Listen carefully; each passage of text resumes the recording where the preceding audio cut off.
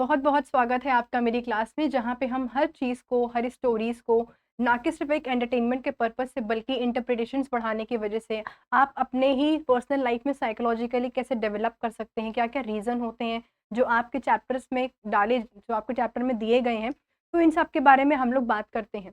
तो आज की क्लास में हम पढ़ने वाले हैं एक नई चीज़ जो कि थोड़ी सी डिवस्टेटिंग भी हो सकती है बहुत लोगों के लिए, थोड़ी सी नेगेटिव फीलिंग इसमें देखने को मिलेगी। लेकिन इसको स्टार्ट करने के पहले मैं आपको एक चीज़ बताती हूँ। आपने इसके पहले एक चैप्टर पढ़ा होगा अपने ही करिकुलम का, द उसका नाम था हिज फर्स्ट फ्लाइट, जो 2 स्टोरीज़ अबाउट फ्लाइंग में पहला पार्ट था। उसमें आपने देखा होगा कैसा यंग सीगुल जो होता है वो उड़ने से पहले बहुत डर रहा होता है और वो उसके अंदर बहुत सारे नेगेटिव थॉट्स आते हैं कि मैं अगर उड़ने की कोशिश करूँगा तो मर जाऊँगा या फिर ओशन में डूब जाऊँगा। तो वहाँ का कॉन्सेप्ट हमें ये बताता है कि कोई भी चीज़, कभी भी हम अपनी लाइफ़ में किसी भी चीज़ के लिए जब फर्स्ट स्टेप टेक अप करते हैं, तो उस डिसीजन को लेने के पहले या फिर उस स्टेप को आगे बढ़ने के पहले क्या-क्या चीज़ें हमारे दिमाग में चल रही होती हैं, कैसे-कैसे इमोशंस हमारे अंदर अराइज़ होते हैं, इन सब के बारे में बात करते हैं। तो वैसे ही यहाँ पे हम बात करने वाले हैं कि जब कोई भी चीज़, कोई पसंदीदा चीज़, कोई पसंदीदा इंसान आपकी लाइफ़ से पहली बार जब आपको ऐसा एक्सपीरियंस होता है कि जो चीज़ आपको दुनिया में सबसे ज़्यादा पसंद है, चाहे वो कोई इंसान हो, चाहे वो कोई चीज़ हो, ज़रूरी नहीं मटेरियलिस्टिक चीज़ भी हो सकती है, कोई एक ह्यूमन बीइंग भी हो सकता है, कोई एक एनिमल हो सकता है, कुछ भी हो। तो ऐसा आप कभी-कभी मनाते भी होंगे ना, भगवान आप मुझसे सब कुछ ले लेना, मुझे कोई दिक्कत नहीं है, बट ये पर्टिकुलर चीज़ या फिर ये पर्टिकुलर इंसान मैं हमेशा चाहती हूँ कि वो मेरे साथ ही रहे। अभी आप लोग मुझसे बहुत ज़्यादा कनेक्ट भी कर पा रहे होंगे, अभी एट प्रेज़ेंट आप लोग की लाइफ़ में कोई ना कोई ऐसी चीज़ ज़रूर होगी या फिर कोई इंसान ज़रूर होगा, जिसे आप चाहते होंगे कि ये इंसान बस मेरे साथ हमेशा रहना चाहिए, बाकी मुझे कोई दिक्कत नहीं है। अब प्रॉब्लम यहाँ पे अराइज़ होती है कि अगर मैं आपके चाइल्डहुड की बात करूँ, ठीक है? अभी हम लोग पोएम पे नहीं आएँगे, सिर्फ़ और सिर्फ़ मैं अभी आपको सिचुएशन बताना चाहती हूँ। देखो, मेरा ये करने का रीज़न ये है कि कभी भी मैंने आपको कोई भी चीज़ आपके सिलेबस में एग्ज़ाम पर्सपेक्टिव से नहीं बताई है। मैंने आपको आपकी लाइफ़ से कनेक्ट करके चीज़ें बताई है कि वो इस पोएम के थ्रू आप कुछ सीख पाएँ और फ्यूचर में या फिर कभी भी ऐसी कोई सिचुएशन अराइज़ होती है, तो आप उसे कैसे हैंडल करोगे, ये आपको आना चाहिए। तो अगर मैं स्पेसिफिकली अभी आपके चाइल्डहुड की बात करती हूँ, ठीक है? सबने अपना बचपन तो जिया ही होगा अलग-अलग तरीके से। तो अगर मैं आपकी चाइल्डहुड की बात करूँ, तो उस टाइम पे आपके लिए सबसे ज़्यादा इम्पोर्टेंट क्या होता था? खिलौने, मम्मी-पापा, घर, खेलना, यही सारी चीज़ें इम्पोर्टेंट होती थी, पढ़ाई तो बिल्कुल भी नहीं होती थी। पढ़ाई नहीं रहेगी चलेगा, लेकिन मान लो कोई स्पेसिफिक, जैसे वैसे तो ऐसा बना हुआ है, सुपरस्टिशंस चीज़ें हैं कि लड़कियाँ जो होती हैं उनको सिर्फ़ बार्बी डॉल्स ही पसंद आती हैं, लड़कों को स्पोर्ट्स कार। तो मेरे साथ तो बहुत उल्टा था, तो मुझे बार्बी डॉल्स बिल्कुल भी पसंद नहीं थी। मुझे हमेशा से लड़कों की चीज़ें होती हैं ना, जैसे स्पोर्ट्स कार हो गया, वीडियो गेम्स हो गए, पूरा प्ले स्टेशंस बड़े-बड़े आते थे पहले तो वो सारी चीज़ें मुझे तो बहुत पसंद आती थी। तो हमारे टाइम पे एक गेम आता था 9 डायमंड्स करके, मतलब उसमें 9 तरीके के, मतलब 9 तरीके के गेम्स होते, जिसमें लूडो, चेस और snake and ladder etcetera etcetera सब आता था। मतलब 9 गेम्स थे टोटल उसमें। खैर भटकना नहीं है, अभी वापस हम लोग टॉपिक पे आते हैं। तो अगर मैं आपकी बात करूँ चाइल्डहुड की, तो कभी ना कभी ऐसा कुछ रहा होगा जिसके लिए आपने सोचा होगा कि ये तो हमेशा मेरे पास रहने ही वाला है, ज़िंदगी भर जब तक मैं ज़िंदा हूँ तब तक इस चीज़ को लेके रखूँगा अपने पास या फिर रखूँगी अपने पास। बट ऐसा कोई ना कोई पॉइंट ऑफ टाइम आया होगा, उस मतलब कुछ टाइम बाद, कुछ ड्यूरेशन के बाद, जब आपसे वो चीज़ दूर चली गई होगी। आपने, हो सकता है बहुत लोगों ने एक्सपीरियंस करा हो ये वाली फीलिंग, और बहुत सारे बच्चे ऐसे भी हो सकते हैं जिन्होंने अभी तक ऐसा कुछ एक्सपीरियंस नहीं किया है, because it all depends upon the family, कि मतलब आपका सराउंडिंग क्या है, आप कैसी फैमिली से बिलॉन्ग कर रहे हो, इन सब चीज़ों पे डिपेंड करता है। अब बहुत लोग होते हैं जिनको बचपन में बहुत ज़्यादा मतलब पैम्पर करके रखा जाता है कि मतलब मेरा बच्चा जो बोले मुझे हर चीज़ प्रोवाइड करवानी है, वो बोले बॉल तो वो लोग बॉल दे देंगे, वो बोले बैट तो बैट ला के दे देंगे। तो उसको ये चीज़ कभी फीलिंग आ ही नहीं पाएगी कि जो चीज़ मुझे पसंद है वो दूर जाएगी तो कैसा लगेगा? क्योंकि उसके पास हर चीज़ आ रही है, हर चीज़ रख रहा है वो। और जब आप किसी भी चीज़ से या फिर किसी भी इंसान से बोर हो जाओगे, तो फिर आपके लाइफ में वो चीज़ रहे या ना रहे आपको फ़र्क नहीं पड़ेगा। लेकिन बहुत सारे लोग ऐसे होते हैं, अब यहाँ पे मैं आपके स्पेसिफिकली स्टूडेंट्स के पर्सपेक्टिव से नहीं बात कर रही हूँ, मैं as an individual, as a human being बात कर रही हूँ अभी। तो अगर ऐसा कुछ होता है ना, बहुत सारे लोग होते हैं जिनकी लाइफ में ये एक्सपीरियंस उनको करना पड़ता है, कि पहली बार जो चीज़ बहुत ज़्यादा पसंद है या फिर जो इंसान बहुत ज़्यादा पसंद है, ऐसा लगता था कि इसके साथ तो, अब मैं स्पेसिफिकली इंसान पे मत चले जाना क्योंकि तुम लोग का दिमाग बहुत ज़्यादा चलने लगता है। तो स्पेसिफिकली इंसान पे जाने की ज़रूरत नहीं है, कोई भी चीज़ भी मान लो कि ये तो मेरे साथ मैं रखूँगा ही। बहुत लोगों के लिए एक टेडी बियर बहुत इंपॉर्टेंट हो जाता है, ठीक है? कोई ड्रेस इंपॉर्टेंट हो जाती है। तो ये मटेरियलिस्टिक चीज़ों से भी ऐसे ही कनेक्ट करके चलना इसको। और वो जब आपसे वो चीज़ दूर चली जाए, तो कैसा फीलिंग होगा, मतलब ना बहुत दिन दुनिया खत्म हो गई है, बहुत ही डिवास्टेटिंग सा फील होता होगा, एकदम लगता होगा सब कुछ खत्म हो चुका है, ये तो मेरे साथ बहुत गलत हो गया, भगवान आपने मेरे साथ बहुत गलत किया है, फिर आज से पूजा करना बंद। तो ये वाला जो कॉन्सेप्ट होता है, अभी आप लोग के जो एज ग्रुप के बच्चे होते हैं, उन लोग के अंदर ये चीज़ पीक पर रहती है। इसीलिए ये पोएम आपके सिलेबस में प्रिस्क्राइब की गई है, ताकि आप लोग ये समझ सकें कि जब कभी भी आपकी लाइफ में सिचुएशन अराइज होती है, जब आपको ये चीज़ फेस करना पड़े कि जो चीज़ आपके बहुत दिल के करीब है, जिस चीज़ को आप बहुत ज़्यादा मानते हो, वो चीज़ आपसे दूर जा रही है, तो उस सिचुएशन को कैसे हैंडल करना है, अपने आप को कैसे हैंडल करना है, क्या समझाना चाहिए अपने आप को, कैसी कैसी चीज़ें आपको करनी चाहिए, एक्सेप्ट करनी चाहिए कि उस चीज़ के लिए आप नॉर्मल हो जाए। क्योंकि अगेन अगर मैं आपसे साइकोलॉजिकली बात करूँ, तो ये पहली ऐसी चीज़ नहीं होने वाली है। अब आपको नहीं पता है, देखो लाइफ़ का जो कॉन्सेप्ट होता है वो किसी को नहीं पता है कि भैया हमारी ज़िंदगी कितनी बड़ी है, ठीक है? कब मेरी ज़िंदगी ख़त्म होने वाली है हमको नहीं पता है। हो सकता है आप भगवान की कृपा से फॉर्च्यूनेटली आप 90-95 तक चले जाएँ, ठीक है? और बहुत सारे अनफॉर्च्यूनेटली कम एज में ही उनकी डेथ हो जाती है। तो अभी आपको स्पेसिफिकली पता नहीं है कि आप कब कितना जीने वाले हैं, तो आपको नहीं पता है ना कि आगे कौन-कौन सी चीज़ें ऐसी होने वाली हैं, जो आपकी लाइफ़ से अचानक से या फिर किसी भी सिचुएशन, किसी भी रीज़न की वज़ह से ख़त्म हो जाए या फिर दूर हो जाए। तो बस वैसी सिचुएशन को कैसे हैंडल किया जा सकता है, इसके बारे में ये पोएम है, ठीक? तो आई होप आपको इस पूरे पोएम का कॉन्टेक्स्ट जो है, ठीक है? मैंने इसीलिए पहले कॉन्टेक्स्ट की बात करी, कॉन्टेक्स्ट समझ में आ जाएगा तो उसके बाद हम लोग जब वर्ड वर्ड बाय वर्ड पढ़ेंगे, टेक्स्ट बाय टेक्स्ट लेके चलेंगे, तो आपको सब कुछ चीज़ें एकदम क्लियर हो जाएँगी। अब हम लोग आते हैं अपने टाइटल पे, that is the ball poem. अच्छा, एक और चीज़, मैं आपको इसको स्टार्ट करने के पहले एक कॉन्सेप्ट बताती हूँ सिम्बोलिज़्म का, इसको दिमाग में रख लो, क्योंकि ये अब आप लोग को आगे बहुत काम आने वाला है। एक वर्ड होता है सिम्बोलिज़्म, सिम्बोलिज़्म का मतलब ये होता है, कभी आपने ये सुना है कि देखो इनडायरेक्टली ताने मारने हो गए, इनडायरेक्टली कोई इंसान कुछ बोल रहा होता है तो मतलब शब्द कुछ और है लेकिन मीनिंग कुछ और है। सिंबोलिज्म का मतलब ये होता है जब आप किसी भी पर्टिकुलर चीज़ के थ्रू, ठीक है, सिंबल सिंबल जब आप किसी पर्टिकुलर सिंबल के या फिर किसी चीज़ के थ्रू आप कोई कॉन्सेप्ट समझाना चाह रहे हो। अब जैसे यहाँ पे द बॉल पोएम लिखा है, मतलब बॉल के बारे में पोएम होगी, सिंपल सी बात है। तो बॉल आप लोग को पता है, मैं थोड़ा-सा ड्राइंग पोर्शन पे आ जाती हूँ अपने, ठीक है? ये ऐसा फुटबॉल टाइप का चक्र मत समझ लेना है, वो नहीं है। ऐसा फुटबॉल टाइप का होता है ना, कलरफुल होता है। तो आपने बॉल देखा होगा। अब यहाँ पे बॉल के थ्रू ये चीज़ बताई गई है कि आपकी लाइफ़ में एग्ज़िस्टिंग कोई ह्यूमन बीइंग, ठीक है? कोई मटेरियलिस्टिक चीज़ें, कुछ भी चीज़ हो, जब वो चीज़ आपसे दूर जाएगी, जिस चीज़ को आप हमेशा अपने पास रखना चाहते हो, तो आपका माइंडसेट, आपका सेंस ऑफ ह्यूमर, आपका कैसा, मतलब अंदर क्या-क्या इमोशंस चल रहे हैं, उसको कैसे हैंडल करना है, कैसे कंट्रोल करना है, ये सारी चीज़ें आपको सीखने को इसमें मिलने वाली हैं, ठीक है? तो ये कॉन्सेप्ट हमेशा याद रखना कि इन फ्यूचर कभी भी आपको ऐसा कोई कॉन्सेप्ट दिखता है, तो सिम्बोलिज़्म का मतलब ये होता है जब आप पर्टिकुलरली किसी एक चीज़ के थ्रू अलग-अलग चीज़ों का जो एस्पेक्ट होता है, वो बताना चाह रहे हो, ठीक है? उसे हम लोग सिम्बोलिज़्म कहते हैं। ठीक? ये दिमाग में रखिएगा। अच्छा, एक और चीज़, इसके पोएट का नाम आप लोग को पता होना चाहिए। जॉन बेरिमन ने इस पोएम को लिखा है। सारे ऑथर्स का नाम, सारे पोएट पोएटेस का नाम मुँह ज़ुबानी याद होना चाहिए। याद करने का तरीका, आप मेमोनिक्स यूज़ कर सकते हैं या फिर चाहे आप इनिशियल लेटर के थ्रू याद करो, वो याद करने का आपका तरीका है। बट याद रखना है पड़ेगा आपको। इससे फ़ायदा ये होता है कि कभी-कभी क्वेश्चन में अगर मान लो कि चैप्टर का नाम नहीं दिया है, तो आप हो सकता है कि राइटर या फिर पोएटर या फिर पोएट या फिर पोएटेस के नाम से भी समझ जाओगे कि हाँ, ये इसी चैप्टर का है। चलो, अब ज़्यादा लेक्चर नहीं दूँगी मैं, पोएम पे आते हैं हम लोग। पहले हम लोग इस पोएम का ओवरव्यू पढ़ते हैं। This poem is about losing something which we love and then learning to grow up. ये पोएम का पहला मेन पर्सपेक्टिव यही है जो मैंने आपको बताया है कि कैसे हम लोग बड़े होते जाते हैं और पहली बार जब हमसे कोई भी चीज़ जब हम लूज़ कर रहे होते हैं, मतलब जो हमें पसंद है वो दूर जा रही होती है, तो कैसे हम उस चीज़ को एक्सेप्ट करते हैं और मूव ऑन करते हैं, उसको लेके रोते नहीं रहोगे। जैसे कि मान लो अभी तो आज लोग आप लोग के लिए आपका फ़ोन ज़्यादा इम्पोर्टेंट है। फ़ोन आपका टूट गया, तो क्या रोते रहोगे? नहीं। उसको अब आप आपको पता है अभी मैच्योरिटी लेवल थोड़ी-सी बड़ी है, तो आप बोलोगे क्या, इसको बनवा देते हैं या फिर नया खरीद लेते हैं, ठीक है? तो ये वाला होगा पर्सपेक्टिव।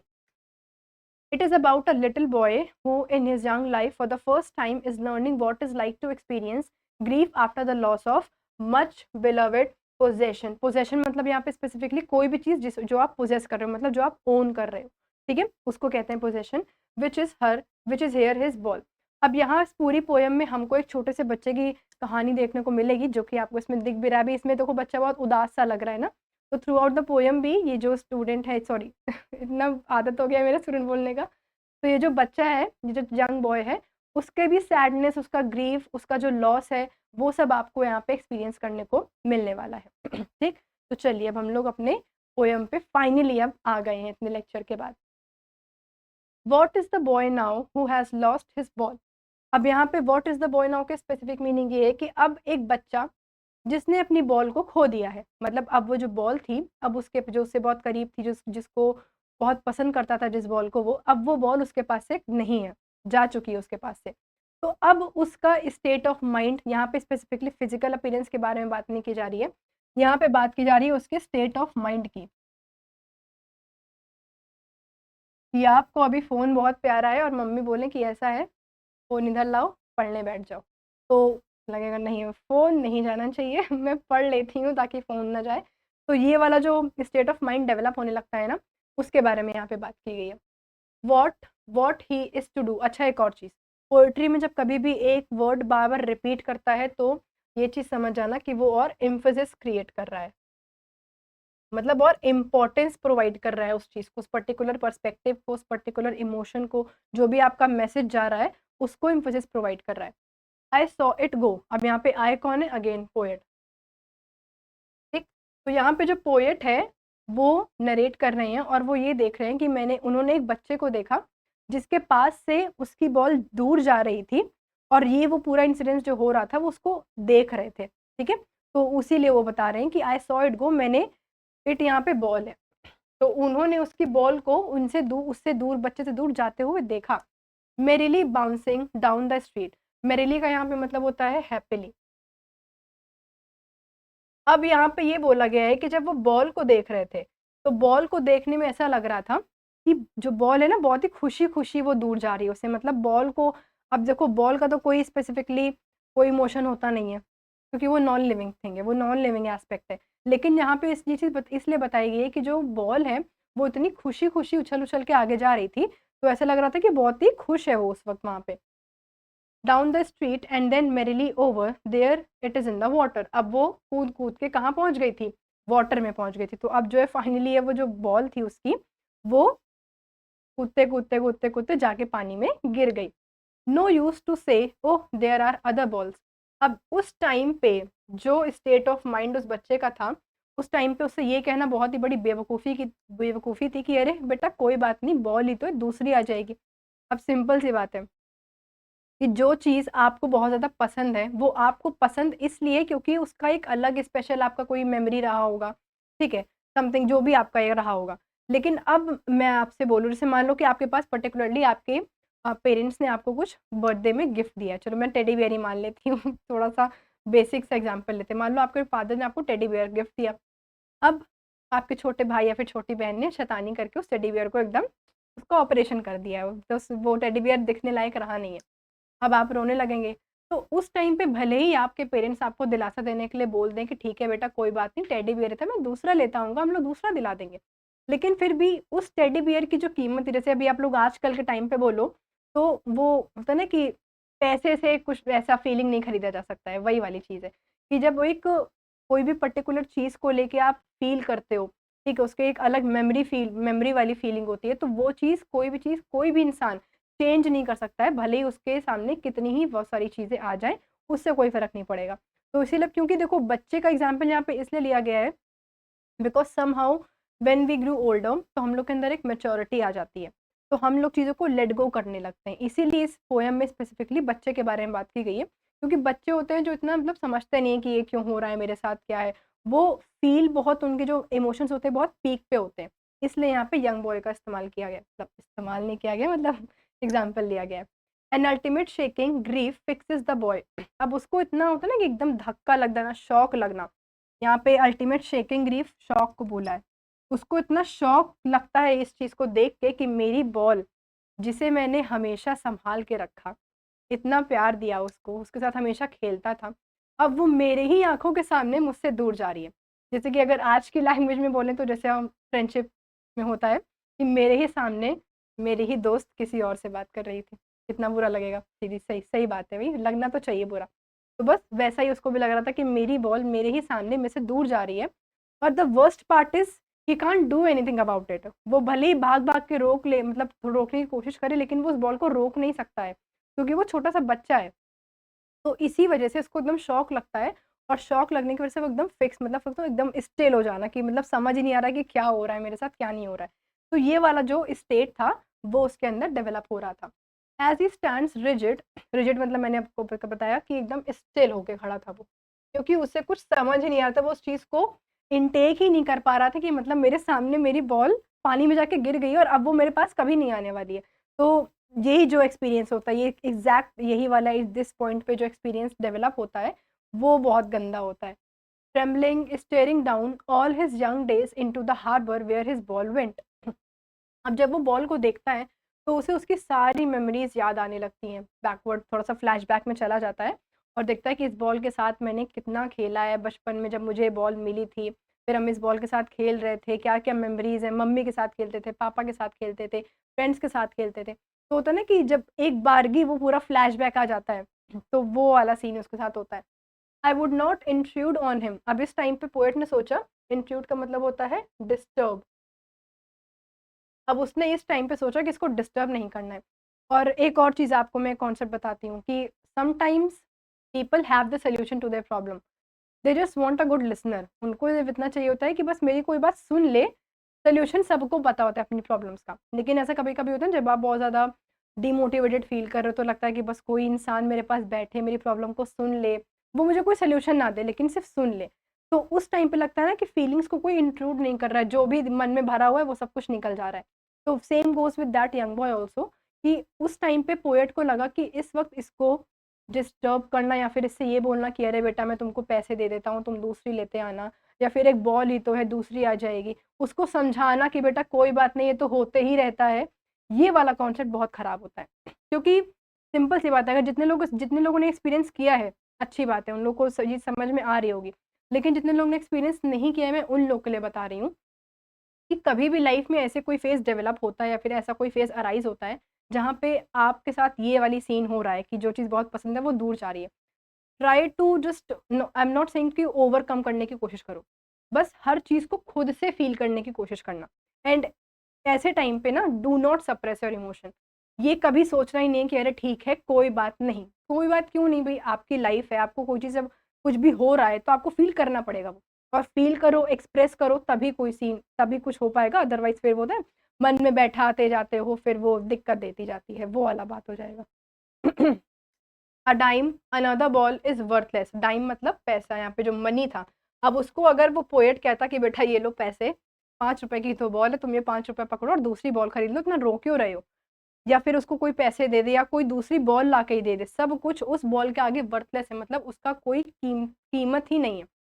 जैसे हम लोग कहते हैं टाइम इज प्रेशियस, तो हर इंसान की लाइफ में, हर एक पर्सन की लाइफ में ऐसी कोई चीज़ एग्जिस्ट कर रही होती है जो प्राइसलेस होती है, जिसकी कोई कीमत नहीं होती है, वो मतलब वो अलग ही लेवल का होता है। अभी मैं समझा रही हूँ तो आप लोग को थोड़ा सा कनेक्ट करके चल पा रहे होगे इस चीज़ को। Now he senses first responsibility. अब इस टाइम पे ये इसकी पहली रिस्पॉन्सिबिलिटी। अब रिस्पॉन्सिबिलिटी मतलब ये नहीं है कि आप as a human being responsible हो कि आपको घर में ये काम करना है, वो रिस्पॉन्सिबिलिटी नहीं। Responsible for your own life, responsible for your own life, क्योंकि आपकी लाइफ में आपको एक नहीं हज़ारों तरीके के इमोशंस को फेस करना पड़ेगा। और भले ही आपको कोई समझा ले, इनफैक्ट अगर कोई प्रॉब्लम भी होती है तो आपके पास आपका गाइडेंस रहता है समझाने के लिए, ठीक है? कभी पेरेंट्स होते हैं, कभी आपके बड़े भाई-बहन हो गए, कोई टीचर हो गए, कोई भी मेंटर हो गया। बट एट द एंड आपको ही सब कुछ सॉर्ट करना पड़ता है। आप ही अपने आप को समझा सकते हो कि हाँ, ये इंसान सही बोल रहा है, या फिर हाँ, हमें इसकी बात सुननी चाहिए। जब तक आप उसको एक्सेप्ट नहीं करोगे, तब तक कोई सीन काम नहीं आने वाला है। तो बस इसके साथ भी यही वाला सीन था कि उसको ऐसे टाइम पे ये चीज़ फ़ील हुई कि सबसे पहली रिस्पॉन्सिबिलिटी मेरी यही होने वाली है कि कोई भी चीज़ जो हमें पसंद है, हो सकता है पॉसिबिलिटी है कि वो चीज़ हमसे दूर चली जाए। तो या तो हमको उसके लिए प्रिपेयर रहना चाहिए, या तो हमको उससे मतलब उसको लेट गो करना चाहिए, ठीक है? या फिर उसको एक्सेप्टेंस जिसे हम लोग कहते हैं, एक्सेप्टेंस लाना चाहिए कि एक्सेप्ट कर लिया कि ठीक है, चली गई, कोई बात नहीं, अगली बार के लिए थोड़ा-सा और मेहनत कर लेंगे, ये वाला। In a world full of possessions people will take balls. ये बहुत ही इंपॉर्टेंट लाइन है। In a world full of possessions people will take ball. आपकी लाइफ में बहुत सारी चीज़ें हैं जो आप आने वाले कल में भी, इनफैक्ट अभी प्रेजेंट की मैं बात करूं, आप बहुत सारी चीज़ें ओन कर रहे होंगे। आपकी फीलिंग्स, आपका सामान, आपके पीपल। आपको लगता है ना कि अगर आप बोलते हो कॉन्फिडेंस है कि ये मेरी फ्रेंड है, या फिर मेरी फैमिली मुझे बहुत सपोर्ट कर रही है, या फिर ये चीज़ मेरे दिल के बहुत करीब है, तो आप एक पोजेशन शो कर रहे हो, दिखा रहे हो कि हाँ ये मेरा है, हक दिखा रहे हो। ऐसा हमेशा होने वाला है कि जिस-जिस चीज़ पे आप हक दिखाओगे, हो सकता है ऐसा कोई पॉइंट ऑफ टाइम आए जब आपको वो हक ना दिखाना पड़े। मतलब आप वो हक नहीं दिखा पा रहे हो, क्योंकि वो चीज़ अब आपकी रही नहीं गई है। ठीक? तो इसका ये मतलब हुआ है कि जब-जब आप कोई चीज़ को अपना मानोगे, अपना उस पे हक समझोगे, वो चीज़ आपसे दूर जानी ही जानी है। और अगर मैं थोड़ा-सा और यथार्थ में घुस के आप लोग को बताऊँ, तो देखो मैं बहुत ही डीप कॉन्सेप्ट की बात कर रही हूँ। अभी आप लोग को भले ही सुनने में बहुत सारे बच्चों को लग भी रहा होगा कि इतना ज़्यादा लेक्चर देने की ज़रूरत है नहीं, but on a genuine ground जितने बच्चों ने इस पूरे पोएम को समझ लिया कि जेन्युइनली हॉनेस्टली इस पूरे पोएम में मैसेज क्या दिया दिया जा रहा है, तो आई एम डैम श्योर कि आगे चल के अगर आपको कभी भी ऐसी सिचुएशंस फेस करनी पड़ी ना, आप उसको आराम से हैंडल कर ले जाओगे। क्योंकि अभी जितने लोगों ने एक्सपीरियंस किया है, अगेन डिफरेंट सिनेरियो है। बट अगर एक्सपीरियंस नहीं किया है, तो मैं ये अपने एक्सपीरियंस से बता रही हूँ, बहुत ही गंदी फीलिंग, मतलब लिटरली बहुत ही गंदी फीलिंग जो होती है ना, वो निकल के आती है। तो इसीलिए मैं आप लोग को समझाने की ये कोशिश कर रही हूँ कि कभी भी ऐसा चीज़ होता है अगर, तो अपने आप को सबसे पहला तो आइडिया दे देते हैं, काम रखने की कोशिश करिए। जितना आप काम रहोगे उतना ही ज़्यादा चीज़ें बहुत ही क्रिस्टल क्लियर होती जाएँगी, ठीक? थोड़ा-सा ज़्यादा हम ज्ञान में घुस जा रहे हैं बीच-बीच में चलो। तो वैसे ही मैं थोड़ा-सा और ज़्यादा यथार्थ में अगर मैं बताऊँ, तो जो चीज़ें आप अभी पोज़ेस कर रहे हो या फिर जो चीज़ों पे आपका हक है, पॉसिबिलिटी है कि आगे चल के आपका उसके ऊपर कोई भी हक ना रहे। जैसे कि अगर मैं बात करूँ, आपके फ्रेंड्स हैं, ज़रूरी नहीं है कि जो दोस्त अभी आपका एग्ज़िस्ट कर रहा है वो लाइफ़ टाइम आपका दोस्त है। हो भी सकता है, नहीं भी हो सकता है। प्रोबेबिलिटी देख के चलो, श्योरिटी नहीं है। ठीक है? आपके पास कोई ऐसा कुछ वो नहीं, लॉक कर देने वाला केबीसी नहीं चल रहा है यहाँ पे कि लॉक कर दे, ये तो रहने ही वाला है। आपको नहीं पता कि आगे कब क्या हो जाए और वो इंसान आपको धोखा दे दे। ये वाला सीन हो सकता है, ठीक? Balls will be lost always. अब देखो बार-बार यहाँ पे बॉल्स आ रहे हैं ना, बॉल्स का मतलब मैंने आपको इसीलिए स्टार्टिंग में बता दिया था। कोई भी चीज़ हो, कोई भी मटेरियलिस्टिक चीज़ें हो, कुछ भी चीज़ हो, जब आप जिस चीज़ पे आप हक दिखा सकते हो, जो चीज़ आपके दिल के करीब हो, उसको हम लोग यहाँ पे बॉल्स बोला गया है, ठीक है? तो ऐसी बहुत सारी चीज़ें हैं जो कि हमेशा आपसे दूर जाती रहेंगी। Little boy and no one buys a ball back, और कोई भी इंसान उस चीज़ को वापस खरीद नहीं सकता है। जैसे कि मैं आपको एक कॉन्सेप्ट बताती हूँ टाइम का। आप सबको पता है कि समय कभी वापस पलट के नहीं देखता है। आपने कोई भी पर्टिकुलर टाइम पे ये कोई काम कर दिया है, तो आप ये नहीं कर सकते हो कि मैं वापस से पास्ट में थोड़ा-सा उसमें चेंजेस करवा के वापस आ जाऊँगा। तो ये सिर्फ़ एक ही जगह पॉसिबल है, वो है एवेंजर्स मूवीज़ में। उसके अलावा आपको प्रैक्टिकल लाइफ़ में सब देखने को नहीं मिलेगा। Money is external. अब मनी अलग चीज़ है। बोलते हैं ना कि पैसों वो अभी आजकल का तो प्रचलन चल चुका है कि पैसों से तो रिश्ते भी खरीद लिए जाते हैं। तो फैक्ट अगर हम देखें, तो आपने एक वो कोट पढ़ा होगा, जैसे पैसों से इंसान खरीदे जा सकते हैं लेकिन प्यार नहीं खरीदा जा सकता, मकान खरीदा जा सकता है लेकिन घर नहीं खरीदा जा सकता। तो जो इमोशनल एस्पेक्ट होता है, ठीक है? जो आपका इमोशनल एस्पेक्ट होगा, उसको आप खरीद थोड़ी सकते हो। आप किसी इंसान से बोल सकते हो कि ये लो ₹1000, मुझे मानना स्टार्ट कर दो, मेरी केयर करना स्टार्ट कर दो। नहीं होगा। वो इमोशन नहीं जनरेट कर सकते हो आप। हाँ, वो इंसान पैसे के मामले में पैसे की वज़ह से आपकी केयर करना स्टार्ट कर दे, ऐसा वो दिखावा करेगा। बट एक्चुअली में वो आपको इंसान मानेगा नहीं। ऐसा नहीं होगा कि मान लो कि आप मैंने आपको टेडी बियर का दिया था एग्ज़ाम्पल। आपने दूसरा टेडी बियर खरीद लिया, तो आप क्या आपको उस टेडी बियर के लिए वही वाली फीलिंग आएगी, जो आपको इसके पहले टेडी बियर के लिए आ रही थी? कभी नहीं आएगी, पॉसिबल ही नहीं है। तो ये वाला कॉन्सेप्ट है। He is learning well behind his desperate eyes. अब डेस्परेट आइज़ का मतलब क्या होता है कि वो कहीं न कहीं उसके पास एक चीज़ तो होप कि काश ये वापस आ जाए, काश कुछ ऐसा हो जाए कि जैसे अगर मैं थोड़ा-सा मम्मी लोग की लैंग्वेज में बोलूँ, तो आपको पता होगा ना पहले स्टार प्लस पे एक सीरियल आता था, जब मिहिर की डेथ हुई थी तो पूरे देश की औरतें शायद रोई थीं। तो वो लोग ऐसा प्रिटेंड कर रही थी, मतलब ऐसा सोच रही थी कि प्लीज़ भगवान कुछ भी कर दो, मिहिर को वापस लेते आओ। तो वो मिहिर अब वापस नहीं आने वाला है, ठीक? तो ये वाला कॉन्सेप्ट जो था कि कोई चीज़ चली गई है तो वो चली गई है, वो वापस पलट के उसी स्टेट ऑफ माइंड पे नहीं रहेगी। आपका जो किसी इंसान से रिलेशन भी है, अगर उसमें कोई कड़वाहट आ गई या फिर वो रिश्ता किसी भी लेवल पे टूट गया है, तो दोबारा भले ही जोड़ लो, लेकिन वो बात नहीं रह जाएगी जो पहले थी। This epistemology of loss, epistemology मतलब होता है किसी भी चीज़ के बारे में नॉलेज। जब उसको ये चीज़ नॉलेज में आई कि हाँ, ये चीज़ हमसे दूर हो चुकी है, ये हमसे अलग हो चुकी है, तो एट दिस मोमेंट उसने एक्सेप्ट कर लिया। एक्सेप्टेंस उसके अंदर आ गई कि ऐसा है कि ये जो बॉल है वो मुझसे दूर जा चुकी है और अब मैं उस बॉल को अपने पास नहीं रख सकता हूँ। How to stand up knowing what every man must one day know and most know many days. How to stand up. अब इसमें देखो दो तरीके के लोग आते हैं। एक वो होते हैं जिनको ये चीज़ पता होती है कि क्या करना है, ठीक है। यहाँ पे स्टैंड अप का मतलब होता है ओवरकम करना, हैंडल करना, ठीक, ये वाला मतलब हो जाता है।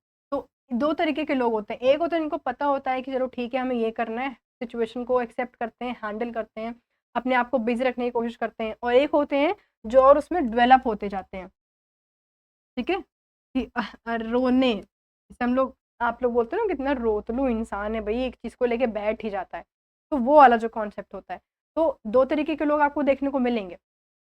इवन नॉर्मल लाइफ में भी आपको कोई प्रॉब्लम होती है तो या तो आप उसका सोल्यूशन ढूंढ के उसको सॉर्ट आउट करोगे, और या तो उसको लेके बैठे रहोगे कि हाँ मुझे तो बहुत ज़्यादा प्रॉब्लम है, मैं तो समझ ही नहीं आ रहा क्या करूँ। तो यही दो जो पर्सपेक्टिव होते हैं ये यहाँ पे आखिरी के लाइन्स में दिखाए गए हैं।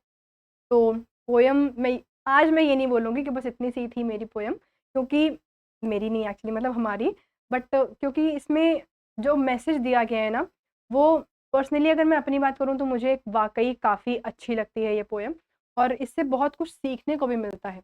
अब यहाँ पे स्पेसिफिकली बात तो की गई है पहले बार जब आप कोई चीज़ लॉस में होते हो, या फिर कोई चीज़ आपसे पहली बार दूर जाती है।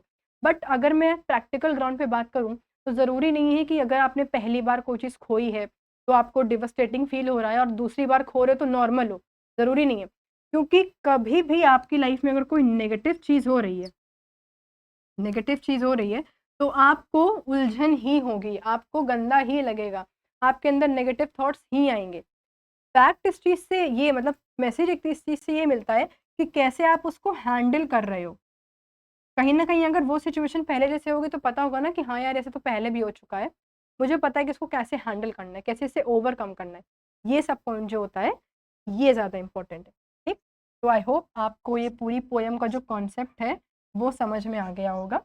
अब हम आते हैं इसकी थीम्स पर, ठीक? जिन लोग को बिल्कुल भी थोड़ा-सा डाउट-वाउट है, तो थोड़ा-सा इसको पीछे कर लेना स्टार्टिंग से और फिर दोबारा इसको देख लीजिएगा, ठीक? थीम्स की अगर मैं बात करूँ, तो बस मैं इसमें ज़्यादा थीम नहीं बताऊँगी, मैं कुछ-कुछ बता देती हूँ, उसके बाद आपको बाकी पूरी जो थीम्स आपको जो भी समझ में आता है कि हाँ, यही थीम इसमें मिल सकती है, वो आपको नीचे कमेंट बॉक्स में बताना पड़ेगा, ठीक? सबसे पहली थीम तो देखो इसमें सिम्बोलिज़्म आ जाती है, ठीक? दूसरा फ़ियर हो जाता है, ग्रीफ़, ठीक? कोई भी चीज़ खोने का, लॉस, ठीक? और एक और कर लो, हैंडलिंग सिचुएशंस,